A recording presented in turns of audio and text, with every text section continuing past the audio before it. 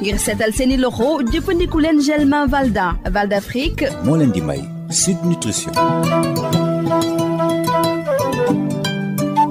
asalaamaaleykum mbokk déglukat yi docteur Bintou Cheikh Seck maa ngi lay nuyu. maa ngi lay fay Rosalie. tey ci suñu chronique numéro 302 docteur dañuy waxtaanee li tax waruñoo tëb ndekki waaye laata loolu docteur bëggoon naa xam ndax ñëpp dañoo obligé jël seen ndekki. moo xam nga Rosalie man tal yi may joxe mënul appliqué wu ci ñëpp ndaxte dina am toujours ñoo xamante ne ñoom bokkuñu ci tegtal loolu xëy na tegtal yooyu gënul ci ñoom maanaam bu ñu xëyee.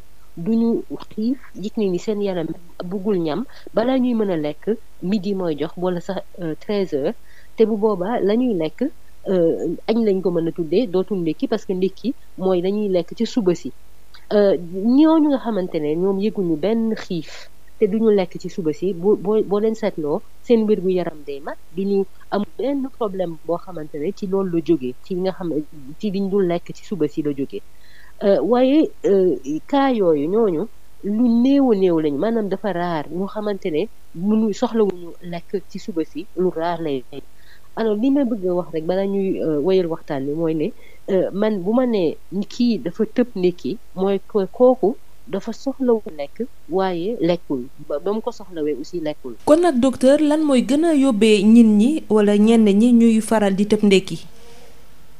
waaw kii bari na raison yi waaye yi ci gën a fës daal li may gën di dégg mooy lan mooy man de awma temps awma jotu ndékki te am wala ñàkk organisation ba mën a ndékki yaa xam ndékki bi ca kër ga la bala ngay liggéey xëy yi wala ndékki bi ca bureau ba en tout cas daal ñàkk temps ñàkk organisation am na ñeneen ñoo xamante ne ñoom dañuy xiif waaye duñ ko fay daal seen xiif loolu tam bari na beneen bi mooy ñi nga xam ne bu ñu xëyee li ñuy njëkk a def mooy café wala ñu naan ñu ataaya wala sax ñu jël ndox mu tàng def ci limon naan ko yooyu yëpp ay kii la ay boisson la yoo xam ne dafay nëbb xiif maanaam nit ki yaramam mën na soxla lekk mais du ko sentir ndax lu tàng yooyu mu njëkkee naan am na sax ñoo xam ne dañuy continuer suba si yëpp ñuy naan yooyu su ko defee dañuy mel ni soxlawuñu lekk te fekk seen yaram soxla woon na lekk beneen bi may mujjee bi nga xam ne moo gën a fa mooy ñi nga xam ne ñoom dañuy xëy bu ñu lekk ndax ci see jàpp nañu ni bu ñu defee noonu bu ñu lekkiwul dinañu jeex maanaam ñoo xam ne la dañoo am lu ñuy wax surpoids ñu bëgg seen yaram wàññeeku ñuy def lu ñu mel. waa léegi docteur ndax mën nga ñu expliquer lan moo tax kenn du tegtal ñuy tëb ndekki. am na ñaari mbir yoo xam ne am nañu solo te vraiment ñi nga xamante ne ñu faral di tëb ndekki nañ ko déglu bu baax su ko defee ñu bàyyi loolu ñuy ndekki bu ñuy xëyee benn bi mooy gis nga damay fàttali toujours que li ñuy lekk dëgg na neex na war na neex waaye surtout ñun dañuy lekk ndaxte suñu lekk suñu ñam lekk dañu am ay ferñeent ak yeneen yoo xamante ne suñu yaram moom la soxla ngir mu mën a dox na mu war a dox ndekki bi ñuy wax mooy li nga xamante ne mooy ñam bi nga xam ne dafay indi suñu yaram kàttan dina ko jox aussi ferñeent yi vitamines yi ak sels minéraux ak yooyu bi nga xam ne suñu yaram daf ko soxla ndaxte guddi gi yëpp ba ñuy nelaw ñun ñu ngi doon woor joxuñu ko benn lekk muy liggéeyal boppam muy liggéey ak li mu denc moom bu ñu xëyee yaram boobu il faut que ñu jox ko lu mu lekk ndax mu mën a dox na mu war a doxee d'ailleurs boo gisee kàddu kii nasaraan bi ñu ne déjeuner maanaam mooy bàyyi wooru guddi gi bu ñu lekkee c'est que dañoo dakkal woor bi donc ñi nga xamante ne dañuy xëy xiif mais duñu lekk ñooñu seen yaram dafay kàttanam day wàññeeku day dox mais ni muy doxee day metti ci moom parce que amul ferñeent yooyu mu soxla loolu mooy indi ñi nga xamante ne dañuy dem ba ay booru 10h 11h ñu sonn ñu ngi bëgg man ni ñuy naraw man ñu gëmmentu ñi xëy na sax dañuy xaw a naqadi deret am na ñoo xamante ne ci seen liggéey dootu mënti demee noonu maanaam seen kàttan day wàññeeku ni ñuy mën a seen yóor bi du dox ni mu war a doxee wala bu fekkee ne liggéey manuel la ñuy def seen duñ ko mën a def nañ ko war a defee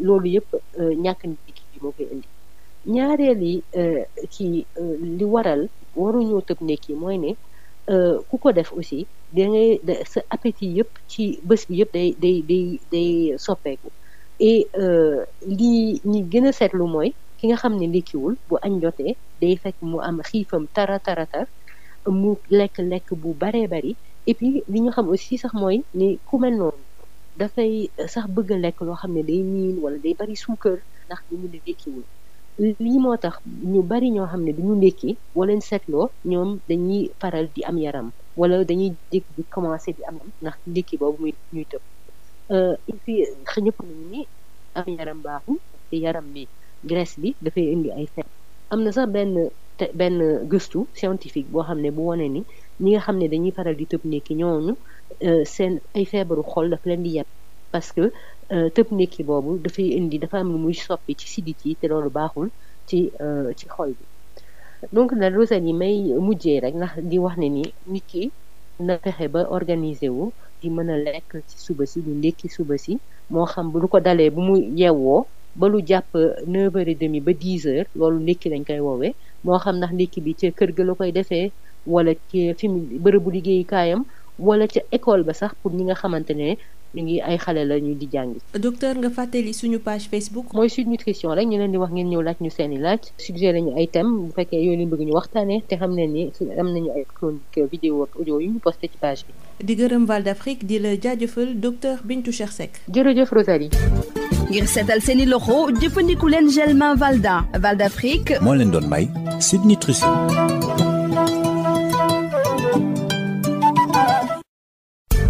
Le gel main Valda, efficace sur 99% des microbes. Val d'Afrique vous offre Sud Nutrition.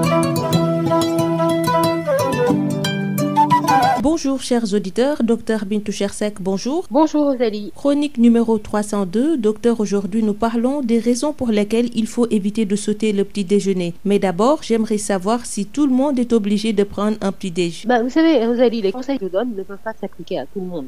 Il y a effectivement des personnes qui n'éprouvent pas du tout le besoin physiologique, en d'autres termes la faim, de manger avant midi ou 13h. À ce moment-là, ce repas est considéré comme un déjeuner, c'est-à-dire le repas de la mi-journée, alors que le petit déjeuner, c'est le repas du matin. Alors pour ces personnes-là, le saut du petit déjeuner n'a aucune conséquence négative parce que c'est un repas dont leur corps n'a pas besoin. Mais, et c'est un grand mais, ces cas sont très rares. Je considère qu'il y a un saut de petit déjeuner dès l'instant que le besoin de manger est présent, qu'il est ignoré. Alors, quelles sont les causes les plus fréquentes du saut du petit déjeuner? Il y en a plusieurs, mais les principales sont les suivantes. D'abord, ne pas se donner le temps de manger le matin ou ne pas être organisé pour manger le matin en fonction des obligations. Et souvent, on entend les gens dire « Pourquoi vous ne mangez pas le matin ?» Ah, c'est parce que je n'ai pas le temps. Ou alors, ça peut être parce qu'on ignore la faim tout simplement. On a faim, mais bon, voilà, on fait autre chose. La troisième raison très fréquente, c'est de masquer la faim en buvant une boisson chaude, comme le café ou l'eau citronnée. Donc ça, ce sont ces personnes-là qui se réveillent le matin et la première chose, c'est de boire n'importe quelle boisson chaude. Souvent, ça va être le café. Et sachez que ça masque la faim de la bouche. C'est-à-dire que ça réduit la faim de la bouche. On a l'impression qu'on n'a pas besoin de manger alors que le corps a besoin de nourriture. Et la dernière raison, qui est aussi une raison extrêmement fréquente, c'est de sauter le petit déjeuner dans l'espoir de mincir ou de perdre du poids. Alors docteur, expliquez-nous pourquoi il est déconseillé de sauter le petit déjeuner. Alors il y a deux principales raisons pour lesquelles il ne faut pas sauter le petit déjeuner. D'abord, il faut se rappeler que nous mangeons afin que notre organisme puisse fonctionner au mieux. Et ce petit déjeuner vient apporter des nutriments dont le corps a bien besoin après le jeûne de la nuit, pendant notre sommeil. Et c'est ce qui explique d'ailleurs le terme déjeuner, si on le décompose en deux parties. Alors lorsque l'organisme n'est pas nourri, il ralentit et il fonctionne difficilement pour compenser le manque d'apport en nutriments. C'est ce qui explique la fatigue, la somnolence, la baisse en productivité au travail, tout en milieu de matinée, la baisse de vigilance. La deuxième raison, c'est que le fait de sauter le petit déjeuner modifie l'appétit pour toute la journée. En général, au moment de déjeuner, donc le repas de la mi-journée, alors qu'on n'a pas mangé le matin, on a une grosse faim, on mange de grosses portions et on a même une appétence pour des aliments plus gras et plus sucrés. Et c'est pour cette raison que beaucoup de personnes qui sautent le petit déjeuner ont tendance à grossir. On sait que le surpoids est un facteur de risque de beaucoup de maladies. Et d'ailleurs, j'ajouterais qu'il y a une étude qui est récente qui montre même que le saut du petit déjeuner augmente le risque le risque cardiovasculaire, c'est-à-dire le risque pour le cœur, parce que ça augmente la rigidité des artères. Manger et livrer le matin, pas plus tard que 9h30 à 10h, Donc à tout moment entre le réveil et 10 heures au plus tard, que ce soit à la maison, sur le lieu du travail ou à l'école en ce qui concerne les élèves. La page Facebook? C'est Sud Nutrition, donc nous vous encourageons à venir nous poser vos questions, nous suggérer des thèmes, et sachez qu'il y a des chroniques vidéo et audio qui sont postées sur la page. Merci à Val d'Afrique et à vous, Dr Bintou Chersek. Merci Rosalie. Le gel main Valda, efficace sur 99% des microbes. Val d'Afrique vous a offert Sud Nutrition.